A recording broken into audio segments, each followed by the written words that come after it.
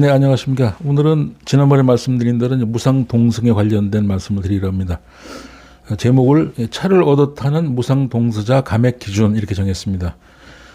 무상동승이란 무엇인가? 무상동승이라는 것은 아무런 대가가 없이 타인에서 동차를 동승하는 것. 이것은 무상동승자 그러면 동승하는 자. 보통의 경우는 이제 타인의 범위에 이제 무상동승한 사람 포함이 되죠. 일반 보행자나 뭐 내 차에 탄 무상동승자나 타인이지만 그래도 이걸 공평한 이익에서 부합되는 거로 한다면 이익을 이 사람은 내 차에 탄 사람은 이익을 얻는 사람이고 일반 지나가는 보행인은 그 사람의 순수한 가설만 있으면 그걸 평가를 해야 되지만 내 차에 탄 사람은 어떤 운행 이익을 얻기 때문에 그 부분만큼 공제를 해야 된다. 아까 말씀드린 대로 공평의 이익에 부합된다. 이래서 이제 이 부분이 시작되는 것이고, 무상 동승자의 감액 결정의 요소는 이제 뭐 크게 두 가지로 나누면 이제 호의 동승자의 운행 이익에 운행 이익이나 운행 지배를 어느 정도 했느냐 따라서 이제 기준이 되고, 그다음에 동승하는 과정에서 또 문제가 되겠죠. 뭐 예를 들자면 뭐 음주 이 사람 운전을 했는데 그걸 알고 탔는지. 이 사람이 무면허 운전을 알고 탔는지, 뭐 과속 운전을 자기가 종용했다든지, 뭐 이런 부분들. 그래서 이걸 이론적 근거로 들어가게 되면 이제 동승자 감액 금액의 이론적 근거는 이건 너무 복잡하지만 그냥 간단하게 제목만 말하겠습니다. 위험을 승인했다. 위험 승인설이 있고 면책 특약설이 있고 세 번째 타인성 조각설, 운행자성 조각설. 비율적 책임설. 여섯 번째 이제 수정 책임 상대설. 근데 결론적으로 따지면 이제 학설에서는 이제 수정 책임 상대설이 이제 가장 합리적인 이론이다라고 이제 보통 채택을 하고 있는 이런 형편입니다. 그래서 이제 이제 운행 보험 지급 기준상의 이제 감액표를 이제 제가 화면에 적어 드릴 건데요. 이 내용을 우선 간단하게 설명을 드리면 첫 번째 운전자의 승낙이 없는 경우는 승낙이 없는 탔다 그러면 100% 과실이 없다고 봐야 되겠죠. 근데 동승자, 운행자, 운전자의 승낙이 있는 경우는 이제 경우에 따라서 이제 감액 비율이 있는데 하나는 이제 동승자의 요청이 있는 경우, 뭐 상호 의문 합의해서 탔는지, 세 번째는 운전자가 권유가 있었는지 이런 부분을 가지고 나누게 됩니다.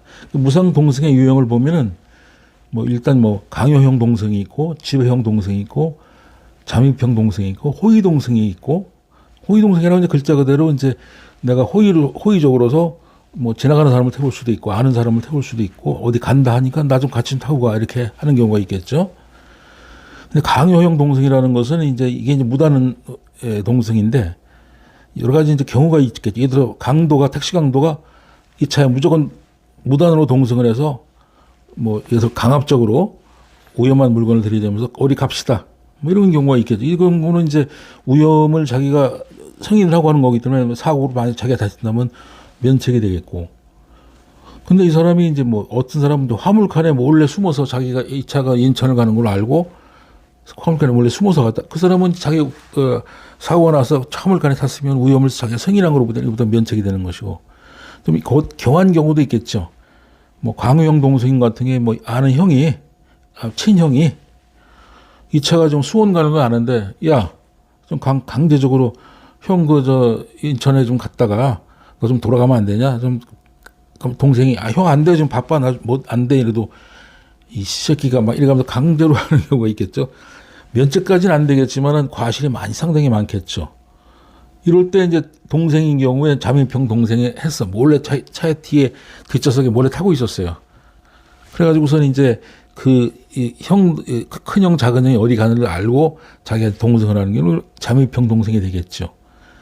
그 다음에 이제 지배형 동생이 있는데 아까 말씀드린 대로 무단 운전임을 알고 여러 가지 경우에 따라 동승을 하는 경우 뭐 직장 상사가 해서 이렇게 강압적으로 하는 경우도 있겠고 뭐 그렇지 않은 경우는 이 사람이 무단 운전을 알면서 탑승을 해서 자기가 막 운행 지배권까지 행사하는 경우도 있겠고 이건 이제 케이스 바이 케이스로 여러 가지 복잡하게 이제 되는 경우가 있겠죠.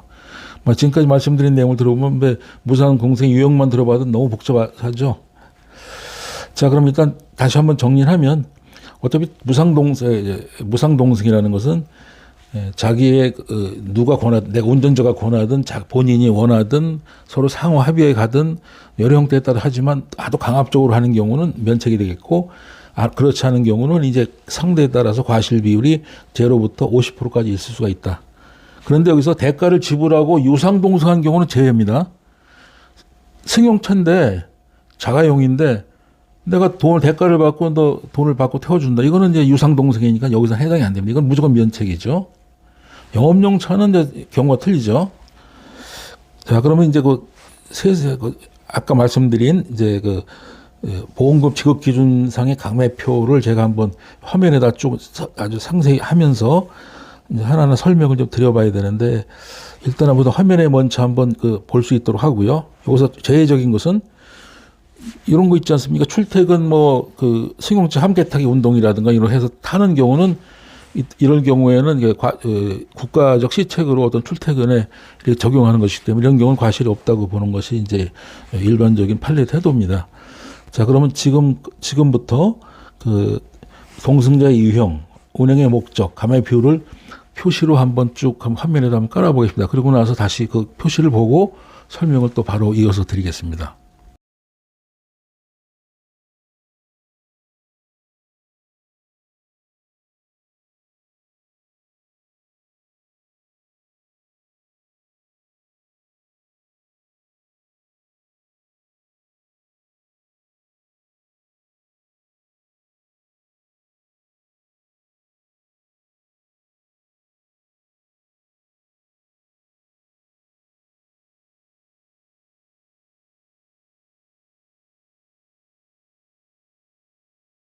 예, 총 10개 항목을 이제 보여드렸는데요. 이 내용을 이제 읽어보시면 거의 이해가 가실 거고요. 요걸 정제화면으로 놓으시고 한번 상황을 보시면 될 것 같습니다. 그리고 이 내용을 이제 보험 지급 기준상의 감액표니까 이것은 최종 결정은 아니고 이제 이것을 만약에 법원에서 달리 판결을 내린다면 또 다른 내용이 되겠죠. 그래서 오늘 여기까지 말씀드리겠습니다. 감사합니다.